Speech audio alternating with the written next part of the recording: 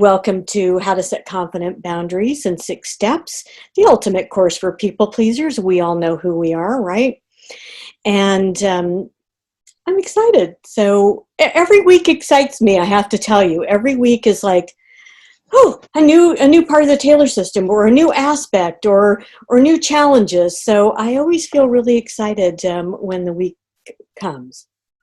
We are at week 6, and actually next week is or the next workshop is our wrap up workshop. So I'm sad and excited at the same time.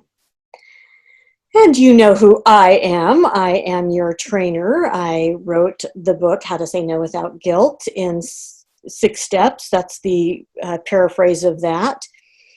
And I'm a certified trainer of NLP. So for me, everything is about language.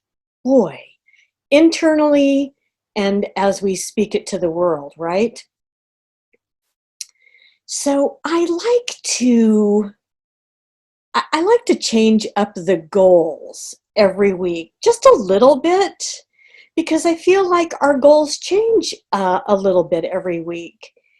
And I kind of like that. I think that it keeps us fresh, it keeps us focused, it keeps us directed on what's relevant, important, and what we want to be working on. So this week I came up with, I tweak them just a little bit. They're in essence mostly the same, and yet they do change.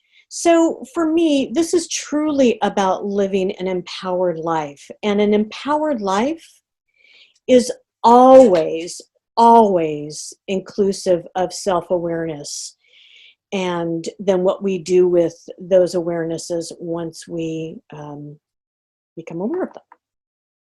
So that's what every day is about for me. I think a day doesn't go by that I don't ask myself, what's that about? Or how can I do that better? Or what would I like to focus on? Or how can I not watch the news today? So, because that's kind of my knee-jerk response sometimes. And then I get triggered. So always working on our awareness, right, of self.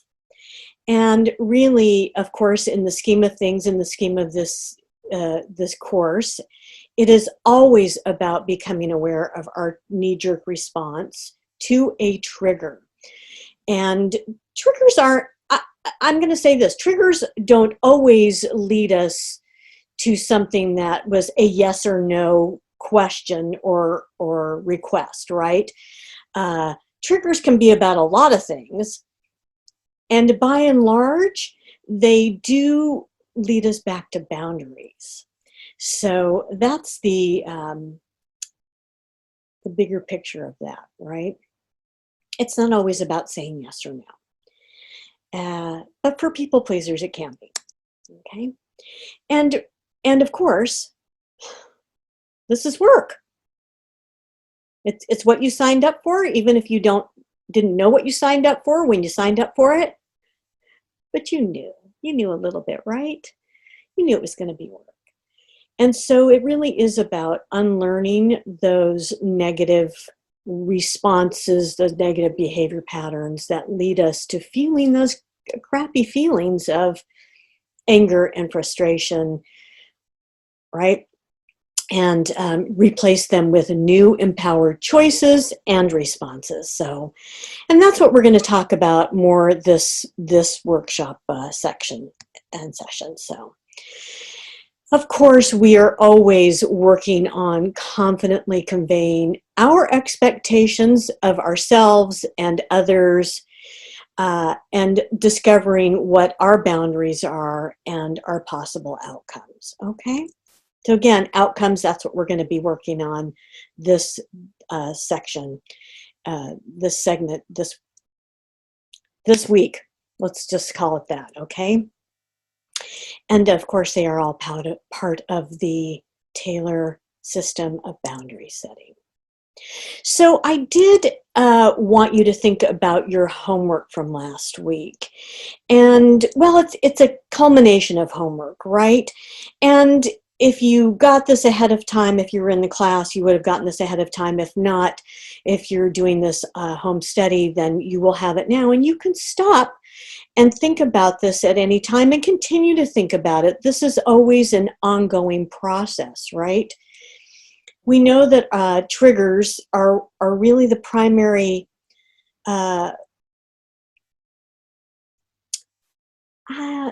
piece of this work that we want to focus on initially. So we're always looking to see, what are our triggers, what are we aware of, what's happening with them, and of course awareness, right? Right, it's big. When I think of awareness this way, it is a slowing down into slow motion. Sometimes I get silly. Sometimes you need to get silly with this work, so that we can really see, notice, understand, process what just got triggered. And from there, then make our choices of how we respond and deal with it. Okay? Was it a memory? Was it an experience? Was it a language pattern? Was it posture? Was it, oh, there's so much, right? Okay? And eventually we want to always think about what is underneath the triggered emotion. What is underneath the anger or frustration? Is it a feeling of not being respected or heard or acknowledged or worked with, or whatever it is? Okay? Always acknowledging that for yourself. You know, that's that aspect of self-acknowledgement, that other A in the Taylor system. It's big. You deserve that. I can't even emphasize that enough, how much you deserve to acknowledge what just happened for you, what you want to do with it, what you're feeling, what you're processing. It's big. And you deserve to really honor whatever's going on with yourself, okay? And that's that self-acknowledgement.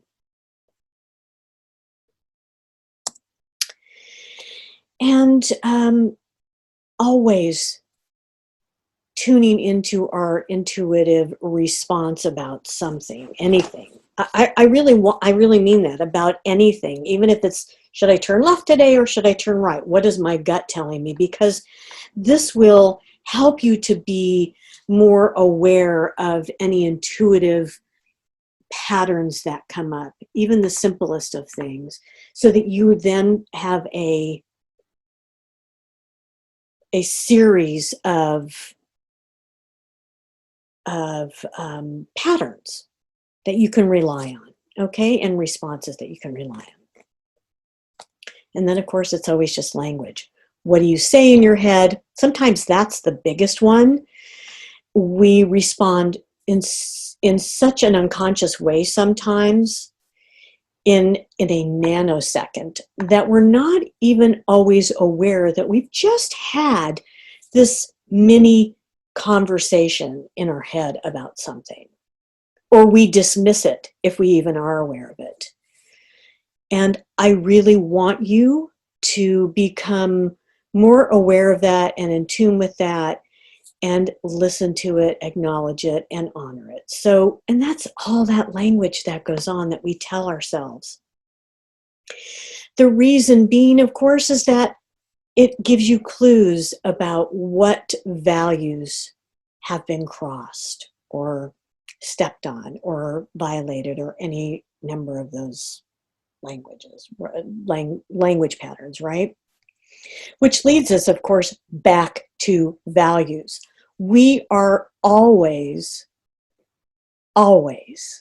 wanting to pay attention, honor, be aware of, notice our top values. So I do want to open it up in a little bit and discuss, where are you with that process. We'll just go through these questions and then we'll open it up and have a little bit of interaction about that. How is your list going? Did you prioritize it? What are your, we'll say your top 5 values? Not to say that your top 10 aren't important, they're all important. It can be a challenge to hold 10 focused directions at one time. Even 5 can be a challenge, and so we often just work on 1, 2, or 3. So I want you to just know that that's okay if that's what's happening for you, okay? And then we're going to talk more about our outcome today and what we want, and is it in alignment with your values, okay? So it's really about keeping your list somewhere where you can be reminded of it on a regular basis. I know you keep it up here in your head, and I really want you to write it down and put it somewhere where you're going to see it, because it can easily, too easily, slip down the list and other things become the priority. And that's really what's happened most of your life. That's how we become people pleasers, okay? And of course, you can update them as you need to. Once you feel like you have really honored and worked hard at incorporating a certain value that it was once at the highest priority on your list, then maybe it gets rearranged on that list. Never losing sight of it, just moving it down a little bit further on the list. So I'm going to share the screen now so that we can talk about where you are, okay, where you are on this list of your values. And okay, I think we're almost there. Okay. I see a PowerPoint now. There we go. All right. So, and this is really the most important aspect. The rest of it was just reviews. So I like having a PowerPoint for you to refer to. Not really all that necessary, however. So let's talk a little bit about this, because when you came in, you talked about, oh, I got triggered, and I thought, woohoo! See, I always see that as a gift later on, and it never feels that way when it's happening, right? Oh, really? No. So let's talk about what got triggered, and then where you are in your list of values, and what got triggered on your value, in your values. So tell us about it. At work, we had some shift in responsibilities.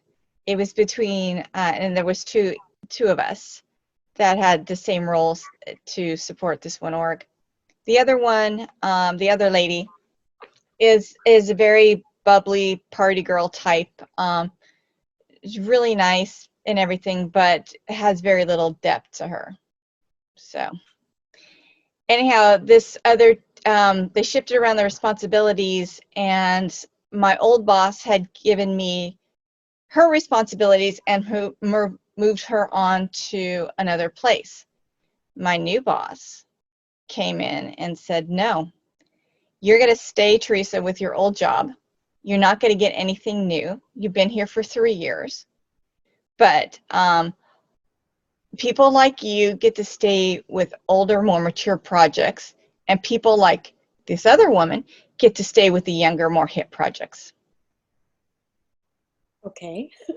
Now, the project that the younger lady, she's 30, she's not that young, but when you're in your 50s, 30s is young.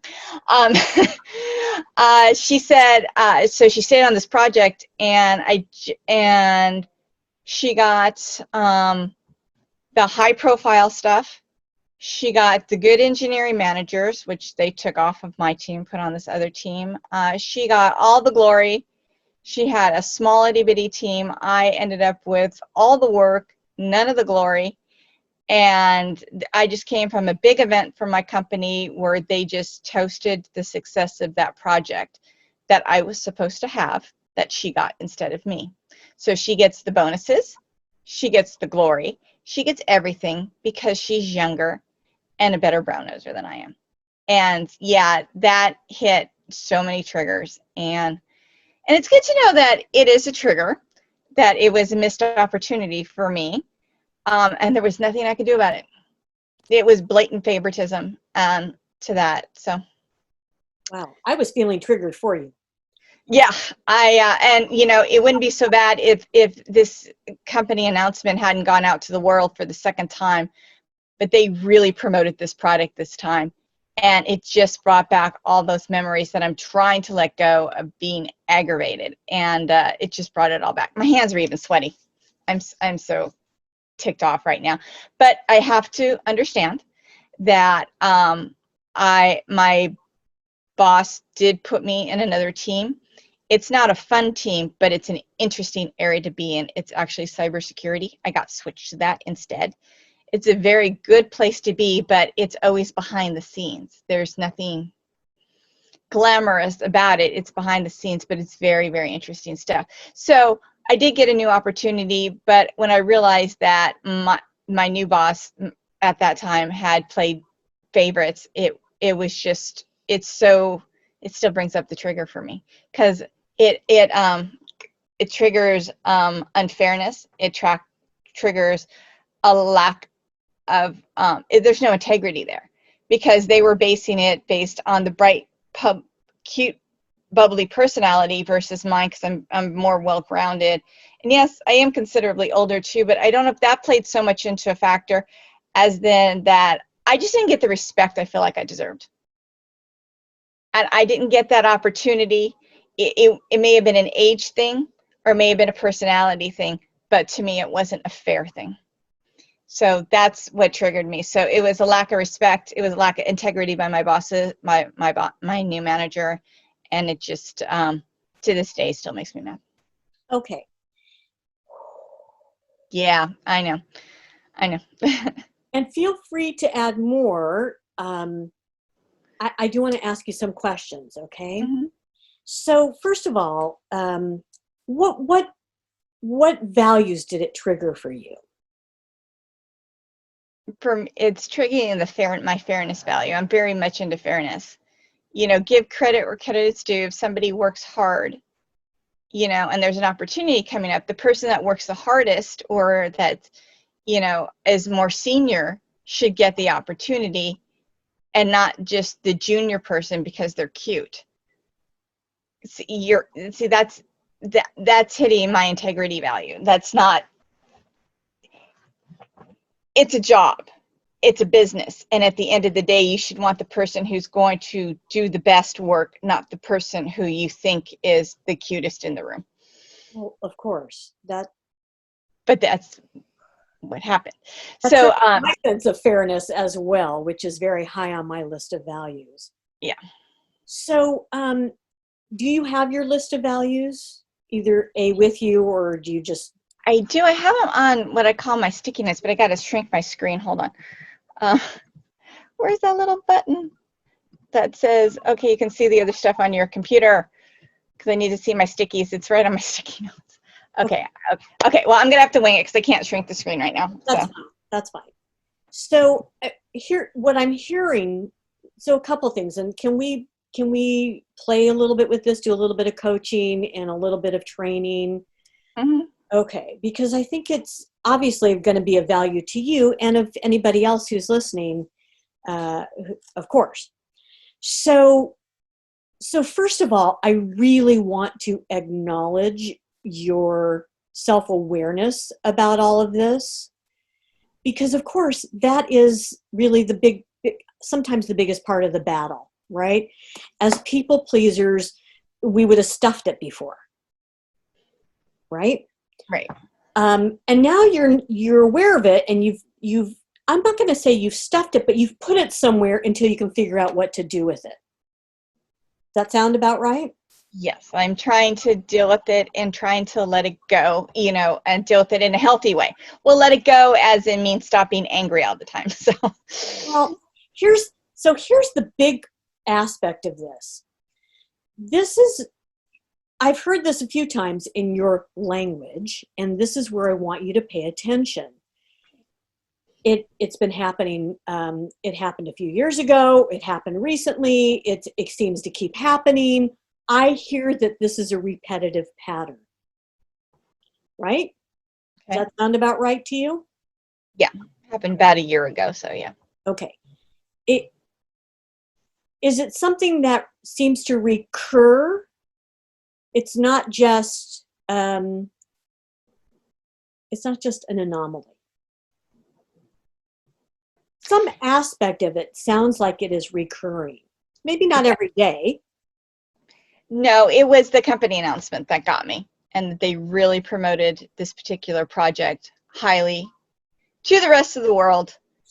And that was the project that I was not allowed to work on, and that should have been mine. So because I know it was intended to be sent my way. So it's a missed opportunity, and yes, I have to deal with it. It's just a missed opportunity, and you can't win them all. Is what I'm trying to tell myself today to calm myself down.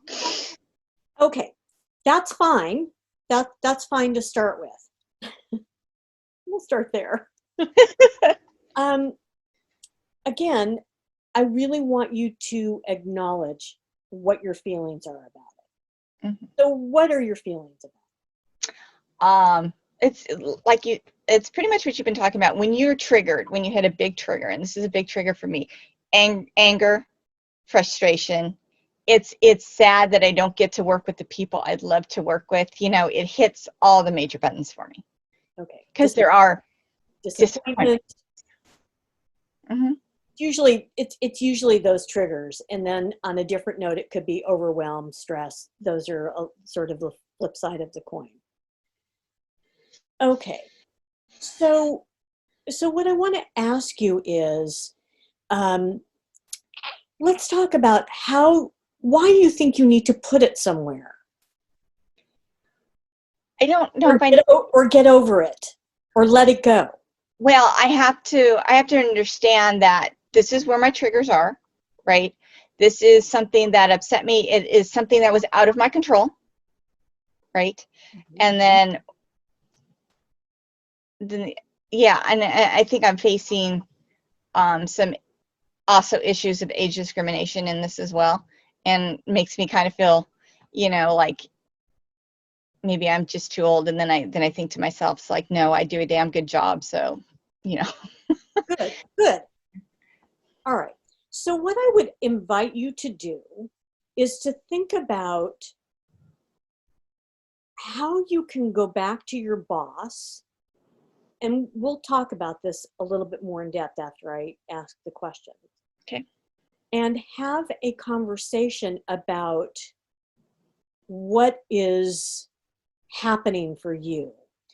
Because here's the thing, Teresa, whether it happens once, twice, or multiple times, it eventually will show up as a pattern somewhere, if you don't resolve it. And resolve can be simply going to your boss. You may never change the way things happen, but you may be able to go to your boss and say, I want to have an understanding of why, how this was, um,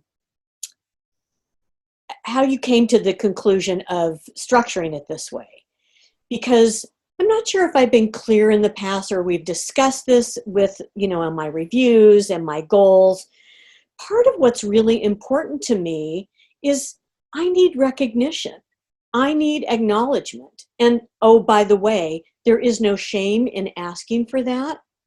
Any good manager will understand that that's a way to motivate employees.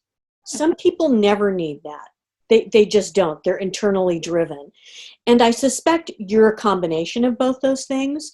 You're absolutely internally driven. You're also somebody who needs recognition and acknowledgement. Okay? And that's not unusual. Does that sound about right now? Yes. Okay. So understanding that and acknowledging that you need that recognition, first of all, is okay. I really want you to be okay with that. It's not like your boss needs to tell you every day what a great job you're doing, Teresa, because I'm sure you would not get very far if you needed to hear that every day. That's doesn't work in high tech. I don't know if it works anywhere, but it certainly doesn't work in high tech. Okay, or really the corporate world. I mean, even in a law firm, I was part of one of my previous incarnations in the professional world was as a paralegal, and I wanted to be acknowledged and recognized, but certainly every day wasn't part of that pattern. So what I'm saying is any good manager, anybody who is really wanting to motivate their employees really needs to recognize that. And if they don't, it's okay for you to go back to your manager and say, I don't need to be told every day what a great job I'm doing. However, recognition on something that I've worked really hard at for X number of months or, in this department is important to me. And my hope is that as my manager, that you will understand that. Okay. And of course, you'll use some of your own words for that, but that is the gist of it. And how can we make that happen so that I feel seen in the work that I do? And I like that phrase, and I want you to use something very similar to that. Okay? Okay, that's something I never thought of asking for ever. Of course not. As people pleasers, we don't. So don't be surprised at that, okay? I'm not. And it's not always easy to do that. So we'll talk more about that a little bit later. So that's some of the languaging that I would use. So I just want to summarize a little bit where this is and how you might handle, and this is just one of many ways or many possibilities, okay? So first of all, congratulations, and again on noticing your trigger, and then noticing what's underneath it, and then how that fits in with your values, right? Right. And to be able, when you sit down with your boss, to say, this is a value for me. This is truly important for me in my work environment and my work relationships and my work product. It's important for me that I feel recognized from time to time. It is important for me that I communicate with you on a regular basis and you understand what that's about for me. It's et cetera, et cetera, et cetera. Okay.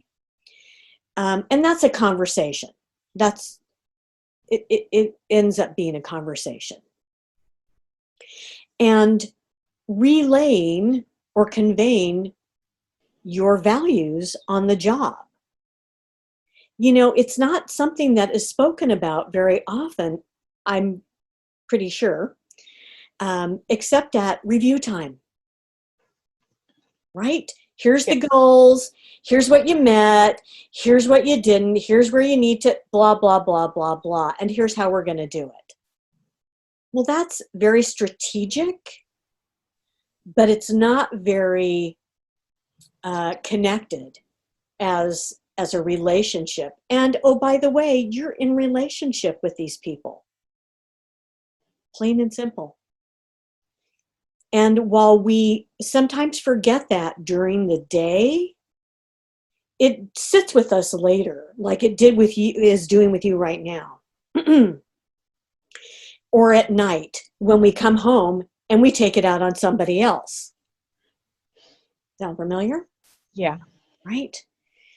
So what I invite my students to do is to look at that, reevaluate that, get connected with your values, because remember, that's where your language is going to come from. And then schedule an appointment with your boss, or if you have a regular meeting, to say, I have one other agenda item I'd like to bring up. And just do it. Don't allow your boss, if your boss says, oh, well, we don't have time right now, say, I think this will only take a couple of minutes and it's really important to me.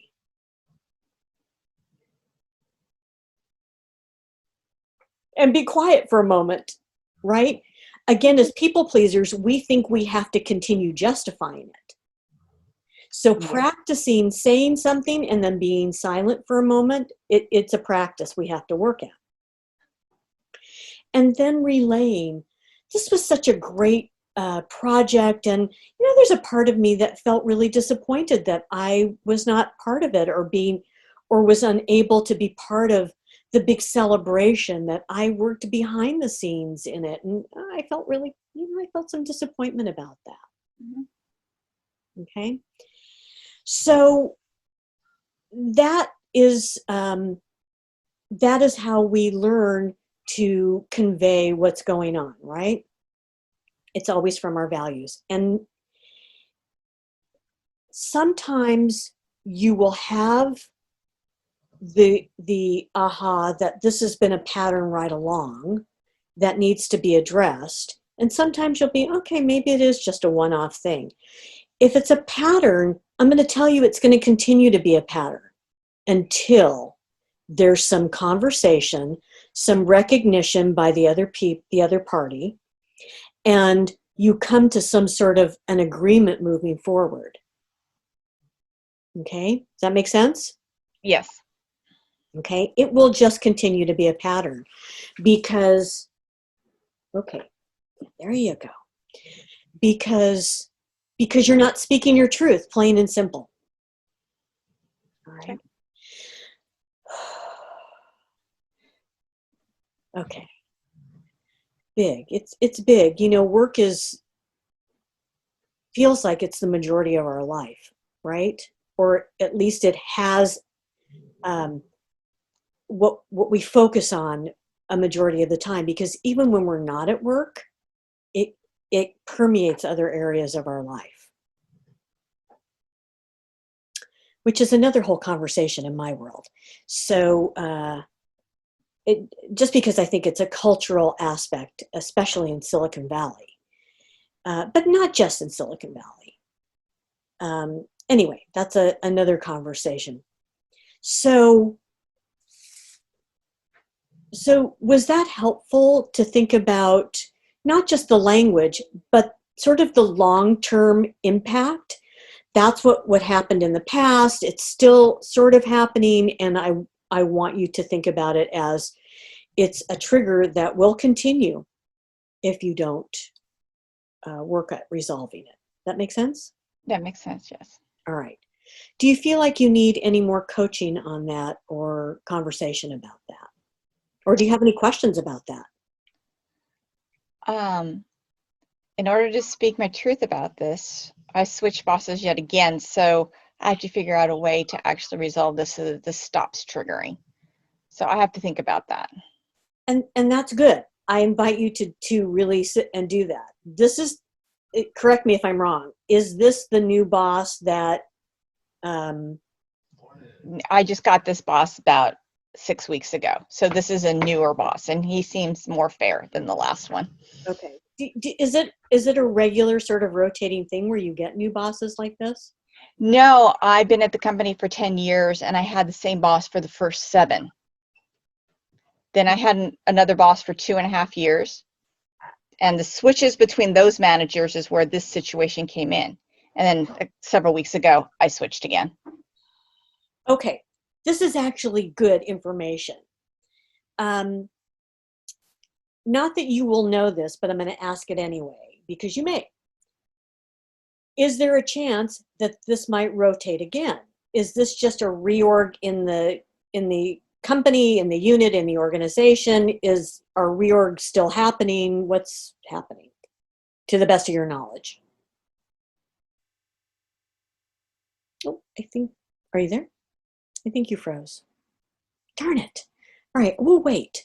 So while Teresa gets unfrozen, the joys of Zooming or video conferences, right? Sometimes this happens. And she will call back in, I'm pretty sure. So I want to speak to this a little bit, because what happens if this is something that is common, then speaking to each boss about your life values, your disappointment may not be all that helpful. However, we never really know when that revolving door of reorganization is going to happen. So doing, as Teresa said, finding a way to put it somewhere or let it go, it is an option. I want you to understand that we don't always have to overshare, or we don't always have to go to our boss every week and say, oh, this value is getting stepped on. That is probably not going to be as helpful as we would like it to be. However, that's something we need to be aware of internally. That's the language we need to hear and validate for ourselves internally. So understanding and discerning, is this going to be a situation that's going to keep recurring, or do I really just pick and choose my battles, as the saying goes, right? Okay, and that's kind of something only you can decide. Unfortunately, I can't tell everybody what's going to happen, or how to handle every situation. And sometimes we make a choice and we convey that information, and it doesn't always serve us. And that's a lesson for us. There's not always a hard and fast rule about how setting boundaries or conveying your values or having a conversation is going to work or go. It doesn't always, sometimes it goes not as we plan, right?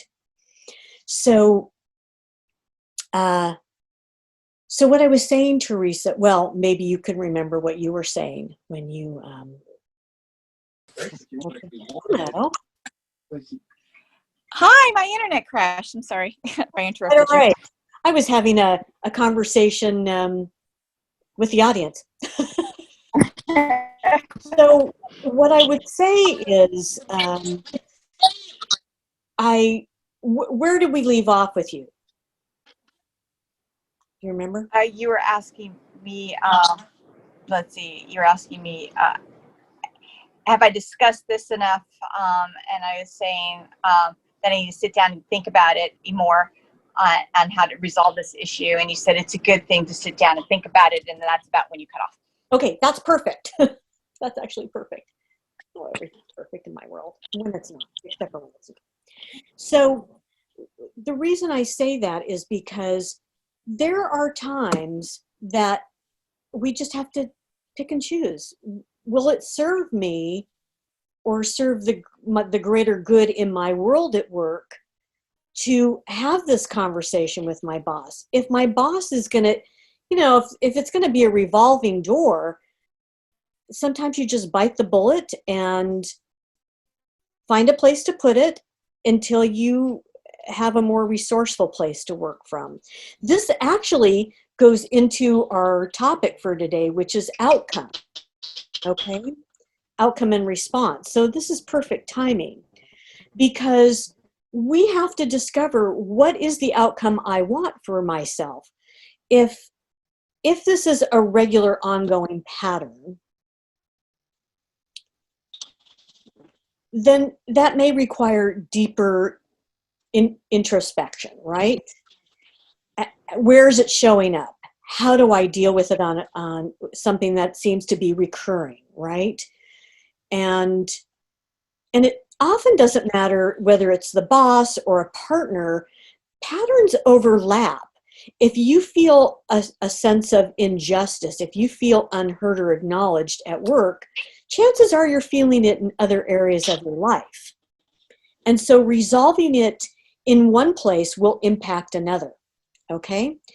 And all that being said, there are times that it may be that we just skip it for now and just say, yeah, you know, so be it. I need to move on and see where that goes. And I'll continue to pay attention.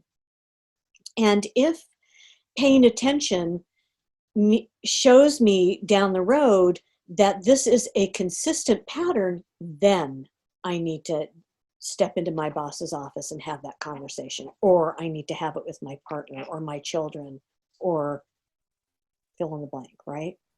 Or a friend, or whatever it is. So I think that it's great practice to have that conversation whenever you can, because it will make you feel better. And be aware that just because you have that conversation and share that information, it may not resolve the situation completely, but you will feel better, I think, in the long run, because you've spoken from a place in your life that is so, so important. Okay, so does that all make sense? Okay. I think we have lost Teresa's connection again. Did you hear me on that, Teresa? Okay, so we're gonna move on, and here's what I will say. Yes. Yes.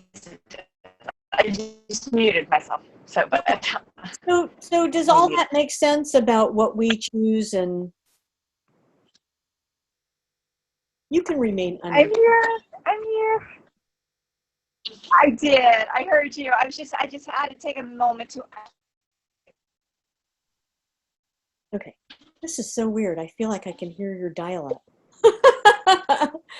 I don't think there is such a thing anymore. However, Okay. Yes, it all makes sense. Yes. Okay, perfect. My audio is not. So we're going to keep moving, okay? And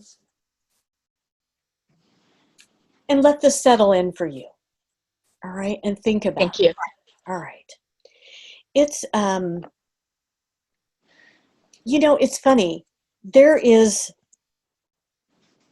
no hard and fast rule, right? I can provide guidelines in the Taylor system, and I can give you lots of examples, and many of them you'll understand and relate to.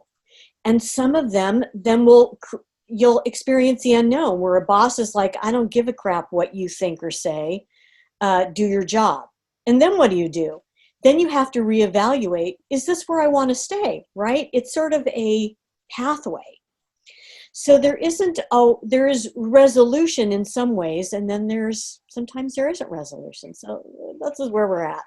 So we have spoken all about acknowledgement and how important it is, okay?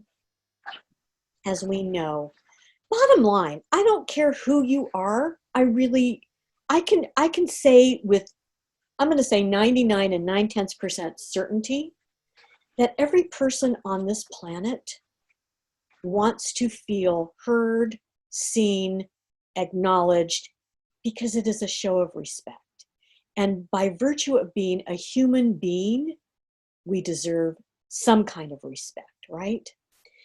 And when that happens, when we are able to acknowledge ourselves and then others, of course, it creates a place of rapport from where we can build a deeper bond and relationship and compromise. And it's just a good practice, really super good practice, okay? So as we know, we have worked on, I like to call it the tale of Taylor, okay? as you see here on the screen. It's trigger, awareness, acknowledgement, the underlying issue, tapping into your intuition, and of course, language. Language is, I don't know, I think they're all big, right? I just do. And so what we're going to work on this week are the last two, because they kind of go hand in hand. And that is, O is for outcome and R is for response. And so I want to go a little bit deeper into what this means. So when I say outcome, I want you to think about, well, what you want. What is your end game in a certain situation that you've been triggered from, okay? And it's a little bit different than your goal, but they're similar. And if goal works for you, then use goal. I use outcome because I like it if it's into the Taylor acronym, okay? And goal is kind of overused word, and I think it puts a lot of pressure on people. So what is the outcome? In a perfect world, what is the outcome you're looking for in this situation from work, let's say, Teresa? We'll use your example today. Just from this situation. And I think that will connect you back into your values, and your values, of course, connect you to your outcome, right? Mm-hmm. There we go. So they really work hand in hand. And it's a good thing. They're kind of meant to do that, right? All of this is all interrelated. Here's the thing about working the Taylor system. You can't, even I don't work all the steps simultaneously. They will eventually fall into place, and you will eventually get good at having them be a system. And you don't have to go through in order and work them. They do all stand alone. They can stand on their own. And so if you're triggered and you get stuck in a situation like we just heard in this call today, you can then go back and say, well, okay, I know what my values are, but where do I go from there? Okay, well, maybe I need to look at what is it that I really want from this? In a perfect world, I'd have a boss who was super intuitive and understands how to create rapport with their downline, with their direct reports, understands how to do all those things and have connection and create a beautiful work environment. Okay, then we can wish. And we know that that's not probably reality. And that's okay, because when we take just a piece of it, then we can say, okay, so what's the outcome I want from what happened today? All right, from the triggered event. Well, I just want to be at peace about it. Maybe that's an outcome you might want from it. I want to just say, it's okay. I'm going to keep moving in this direction and it will work itself out. Or you might say, yeah, this happened and I'm not so sure it's not okay with me. And so I really do need to have a conversation with my boss. So we want you to really think about what are the possible outcomes you can have or create or co-create from the triggered event. Okay? And so asking yourself these questions, what do I want? What is the outcome I'm searching for? That will lead you back to your values and what's most important, right? And hopefully give you a starting point to go back and have that conversation. Okay? Then we have R is for response. And response is different than outcome. So response is how you sort of feel about what's going on, right? Until now, you've had that knee-jerk response of negative feelings. I get triggered, I feel angry, I feel resentful, I feel frustrated. I feel disappointed. And so going forward, another question to ask yourself is, how can I respond once I've been triggered and I feel those momentary feelings of resentment, anger, stress, frustration, overwhelm, whatever it is, disappointment? What's a response that feels empowered to me, resourceful to me, that supports me in a positive way? Okay? And this will take some practice, I think. It's about deciding and making a choice of, okay, I felt the momentary trigger, the anger, the disappointment. Now, how do I want to feel instead? I want to feel good about my outcome. I want to feel good about my response. I want to feel calm. I want to feel settled. I want to feel fill in the blank, okay? A positive response. So you see, they do go hand in hand, outcome and response. Response is more of a feeling, an empowered feeling, a positive feeling. Outcome is more of a direction or a goal. They are similar, they go hand in hand. They're all important. Okay? And so, just like when you are triggered, you ask, what is the underlying feeling here? You also want to do that with your response. What is the response I'd like to have? How would I like to respond when I'm triggered? Because sometimes you're in a triggered situation and your response is to get into an argument with somebody, right? That's not very resourceful. Sometimes you're triggered and you want to go through in a nanosecond what those processes were. Okay, I feel triggered. I'm angry, disappointed, frustrated, da, da, da, da, da. What just got stepped on? Oh, I wasn't heard. I don't feel respected. Oh, this isn't fair. Okay, how can I respond to this situation? Oh, I might take a deep breath. I might just sit with it for an hour, a day, and say, I think I need some time to think about this. That might be a response. Okay? So does this all make sense? I'm going to open that back up to you, Teresa. We want to think about how we ultimately want to communicate or what we want to communicate. Does that make sense? It does, but when you first get triggered, like me, I'm on the hot-tempered side, so I have to breathe, Well, and I have to collect myself, before I say anything that is angry, confrontational, and that I'll regret later. 100% stand with that. You know yourself. You know what your knee-jerk response has been. And until it becomes something else, as you continue to work the steps, you do what you need to do so that you can achieve the outcome you want.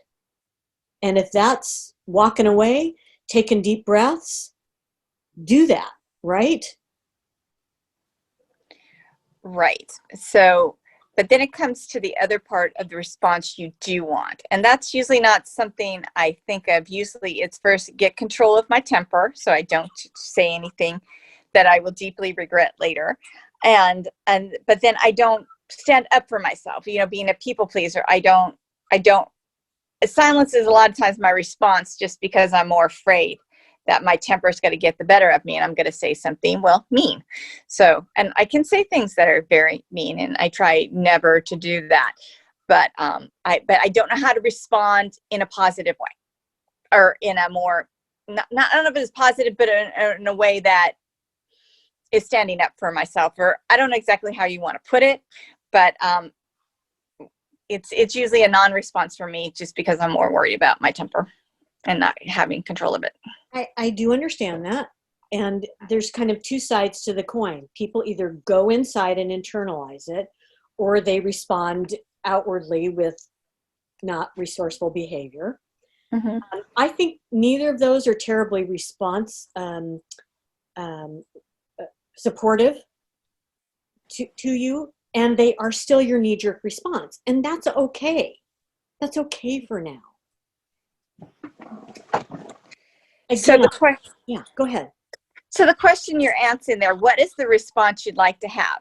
I've never thought about that.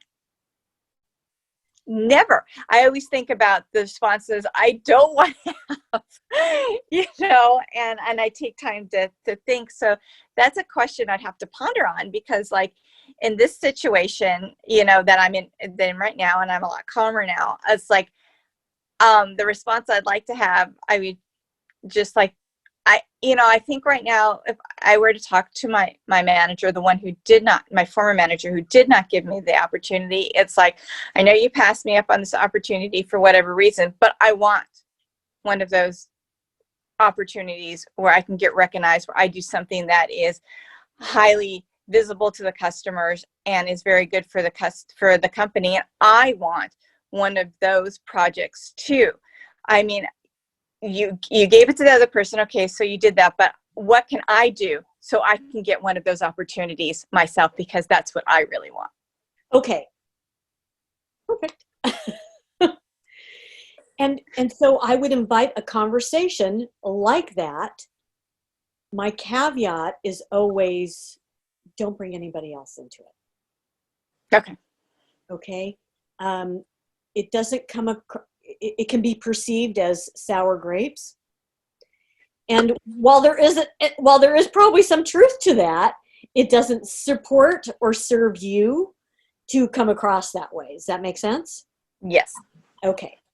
So I think being honest and saying to your manager, I don't know if you know this about me, but I kind of really thrive on that recognition.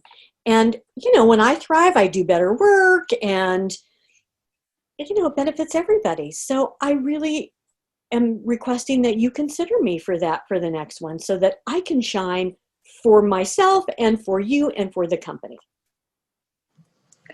I will remember that. Thank you, Julie. You're welcome. Right? Here's the big key. So big.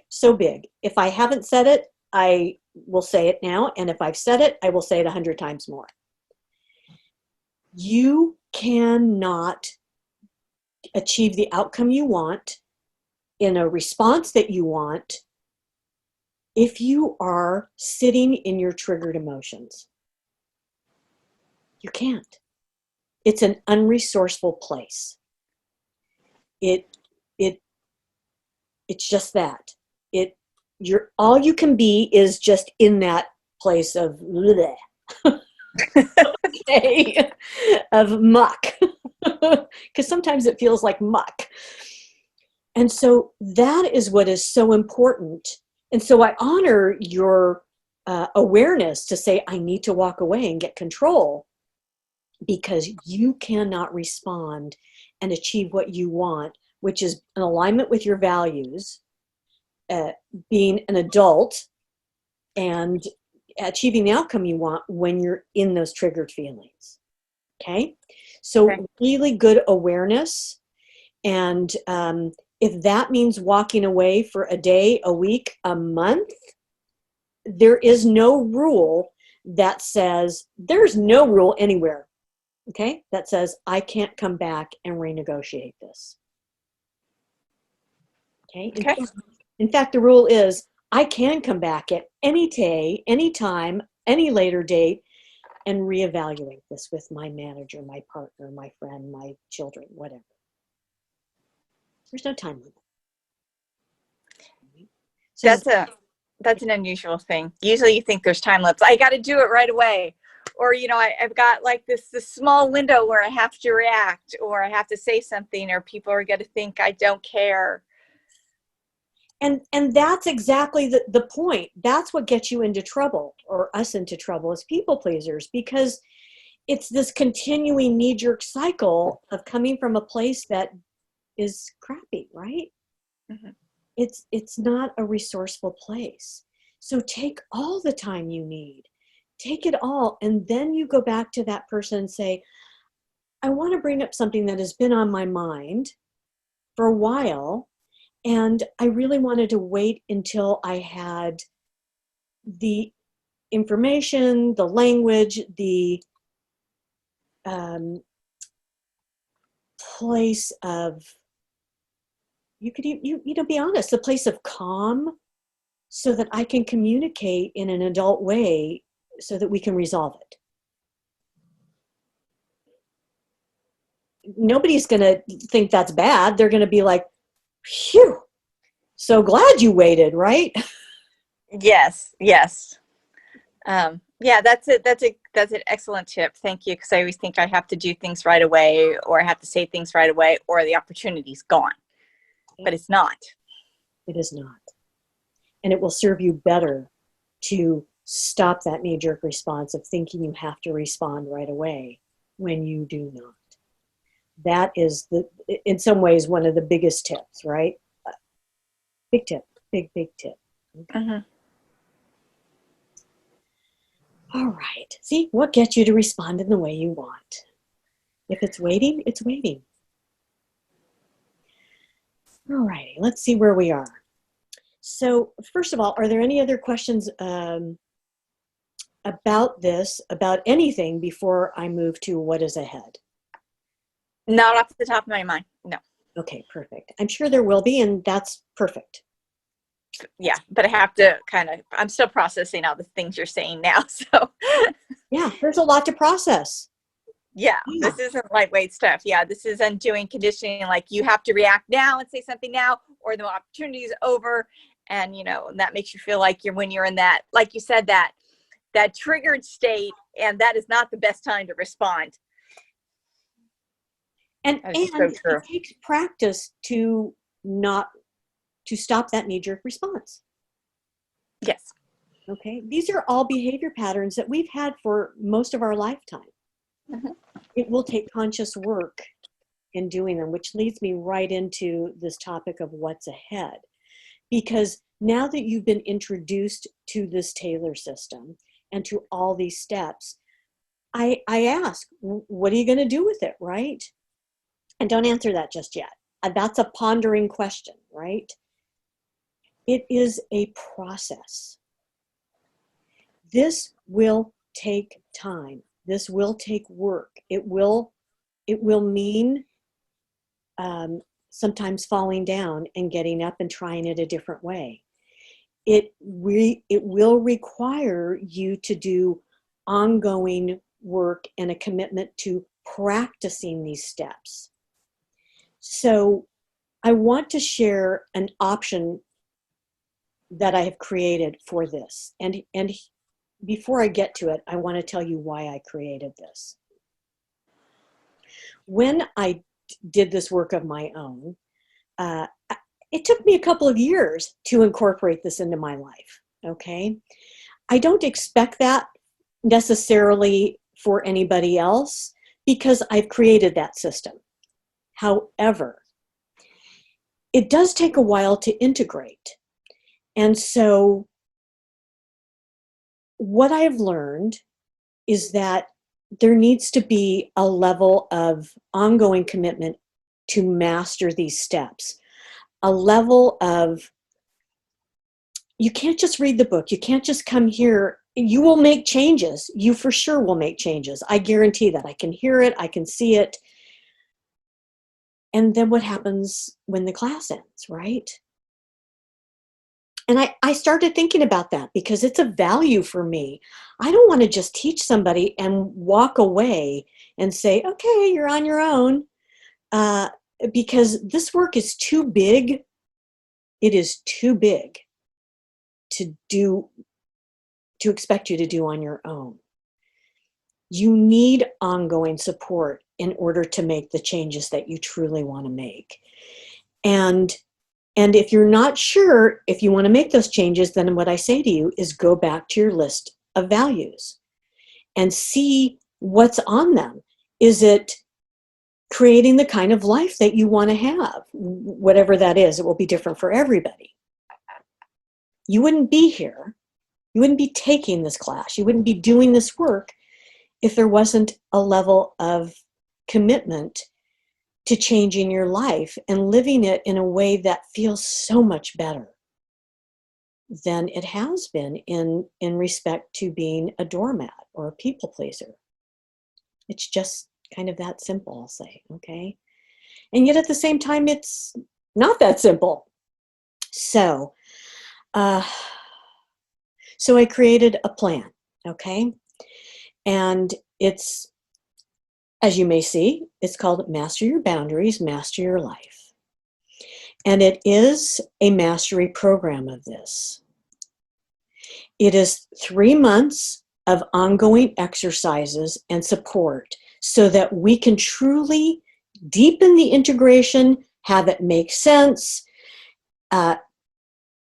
build this into you as a new knee-jerk response, as new behavior patterns that happen much more automatically than the other negative responses, okay?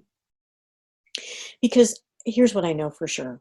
When you walk out of this class, when you are done with it, even if you listen to the recordings, and I hope you do, there will be a level of, well, where do I go? What's the language now? How do I respond with this? And that's what the 3-month mastery program is designed to take you to and through. One thing that we don't address in the 7-week course are interactive exercises. We can't. There just isn't enough time to do that. So I can give you language and I can coach you with it as these trigger experiences come up.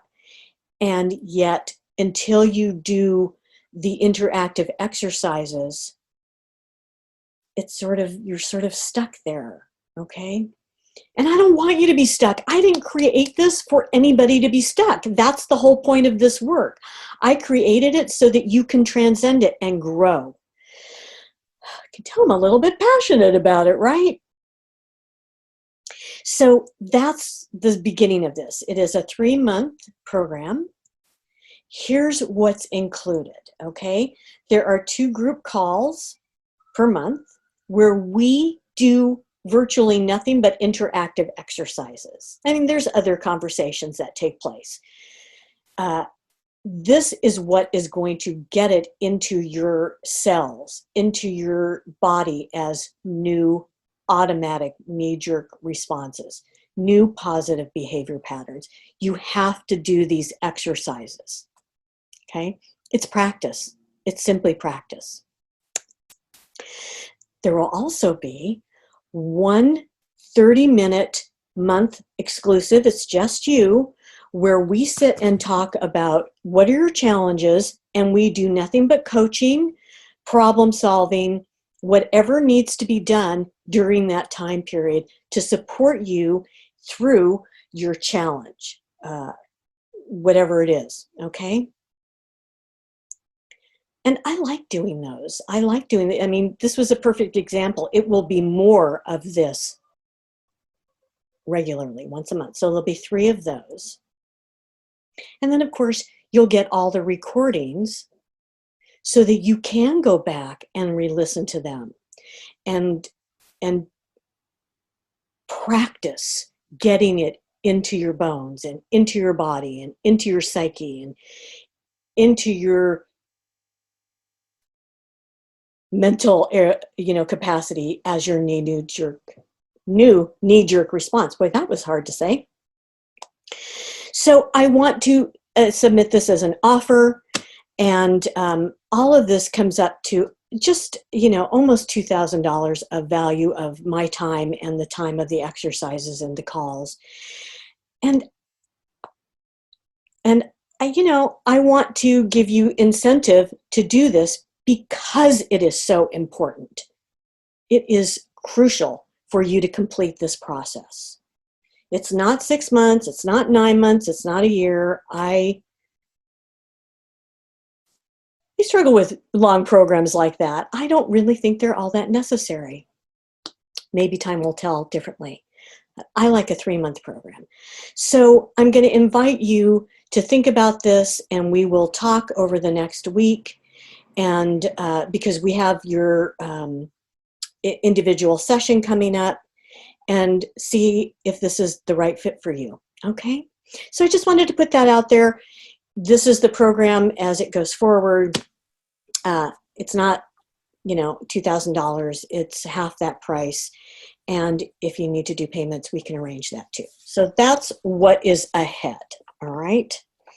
Julie, quick question on that. What time are the calls? Because I've been bouncing meetings around to make this session, you know, because I do have lunchtime meetings. So is it going to be another lunchtime calls, or have you decided on the time yet? Here's the good news. We will work that out to hopefully suit everybody. Okay. The best we can. Okay. We may even alternate them. So we will work that out. The benefit of having a small group is that we can pretty much do that. I'm sensitive to that.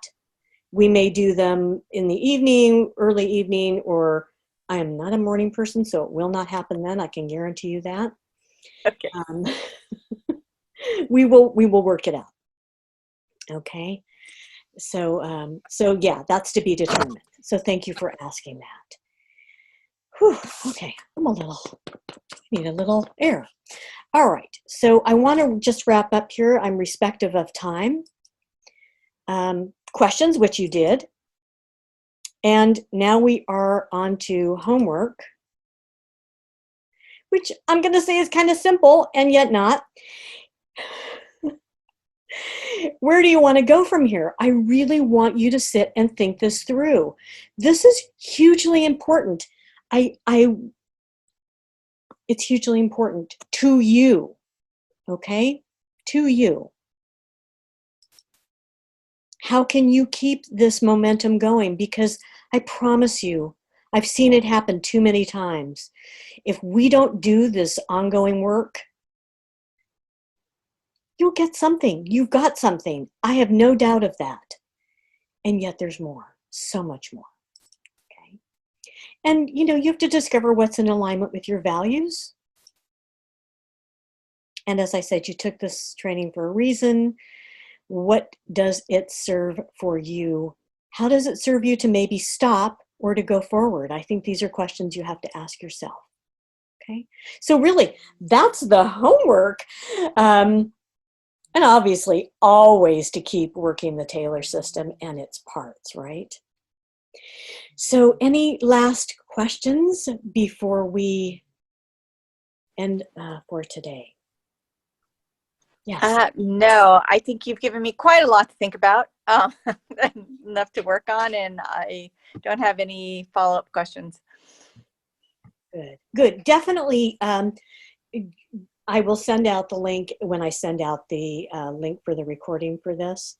And so I want everybody to sign up for their 30-minute call so that we can address whatever needs to be addressed, whatever you got going on. Okay. Okay. All right. Thank you so much for today. Let me just get out of here for a second. I cannot tell you how much I love doing what I do. I'll say that.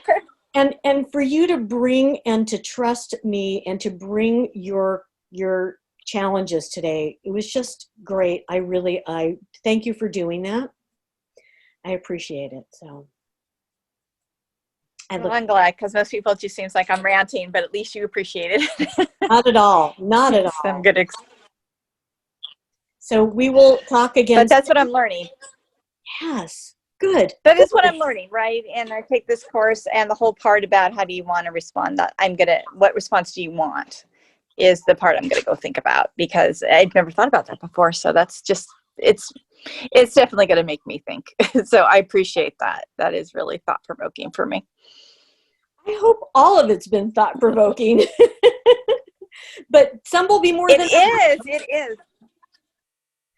Thank you. You know, so it's nice to talk to somebody and not just, thank you, Julie. And you don't kiss me off as just being, you're just hot tempered and you don't know what you're talking about. You don't do that. You're like, no, there's something going on here. So I appreciate that. You're welcome. My pleasure. I hope I never do that. So. No, you're not the type. No. You've got too much training. A lot of people do that. It's like, oh, you're just hot tempered and they're going to tune me out. But yeah, that's why I'm trying to get a little bit under control. I think there are Yeah, other ways to respond, and we'll work on those, right? Right. All right. Thank you so much. This has been, as usual, a full class and full of good stuff and, problem solving and conversation and options. And thank you so much for your willingness to participate. I really appreciate it. And we will talk to each other again. Thank you. All right. Take care. Okay. Bye-bye. Bye.